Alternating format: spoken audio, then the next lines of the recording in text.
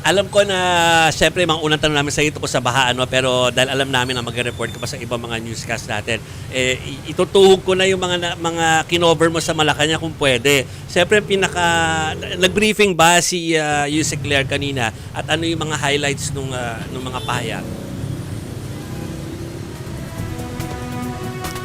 Jovi, simulan natin dun sa kumalat na balita over the weekend kasi over the weekend kumalat dun sa mga social media na nagre-request daw si Vice President ng private meeting with the President.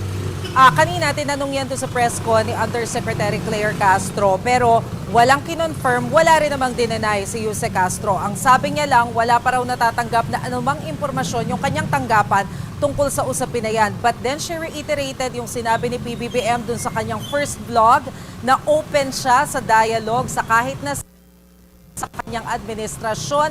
So that includes VP Sara, pero hindi raw nila partikular na tinutukoy si VP Sara. Nilinaw yan ni Yusek Castro kasi baka raw ma-misinterpret na naman. Okay. So, any other issues na tinalakay? Before namin pakawalan si Masay dahil mayroon pa siyang report sa kabila. Yung leadership fund, tinanong din yan kanina, Jovi. Kasi nakita natin, nung FOCA press briefing nung Friday, nag-usap si Yusek Castro. Tinatanong nga natin kung ibibigay sa atin yung kopya ng video na kinuha niya kay PBBM. Kasi ang dinig natin, parang leadership fund yung tinatanong ni Yusek Castro kay Presidente. Pero shinare naman sa atin he doesn't know anything about the leadership fund. Bagamat sinabi ni dating Secretary Manuel Bonoan na nakipag-usap siya doon sa ilang senador at nagbigay ng leadership fund. Sabi ni PBBM, nung tanungin dyan, wala daw siyang alam. Tinanong si Yusek Castro, nalusutan ba si PBBM dito? Hindi yan direktang sinagot ni Yusek Castro. Ang sabi niya, that's exactly the reason kung bakit siya nag-utos na hindi ito tolerate yung mga ganitong klase ng anomalya.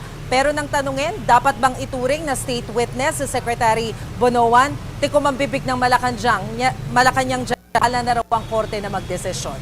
Okay, last na lang, siguro naman nakamonitor ng Malacanang sa sitwasyon ng ating mga kababayan dito sa Metro Manila sa ilang mga karatig lugar because of the floods at saka itong rain na ina-expect natin na hanggang magdamag daw ay mararanasan na. Oo, tama Jovi. Hinahanap ko lang yung kopya ng memorandum circular kasi bago tayo tumayo dito, nagbigay na sila ng memorandum to implement appropriate alternative work arrangements in National Capital Region. At saka medyo marami-rami itong mga probinsya na nabanggit nila nakasama. Nandiyan yun, Batangas, Rizal, Laguna at Occidental Mindoro. Bahala daw magdesisyon yung mga lugar na yan. Ano yung appropriate na work sa ating mga manggagawa. Okay, with that, hayaan natin na makabalik na rito sa ating lugar si Mase. Thank you for that report, Maricel Halili. Ingat kayo dyan, Mase.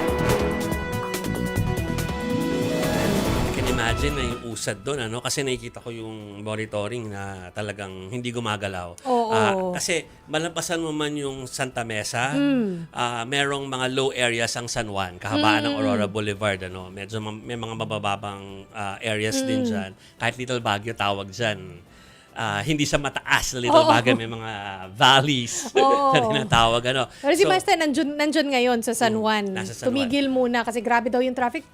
Kung di ako nagkakamali, 250 pa siya. Yeah. Oo, galing sa Malacanang. Correct, Papunta correct. dito sa Mandaluyong. So, nandun pa siya sa San Juan. So, nagtanong na kami ng politikas kay Mase dahil baka kasi hindi namin maibalik na si Mase maya-maya. Nakita nyo naman po yung signal ay nagloloko na po. Ano.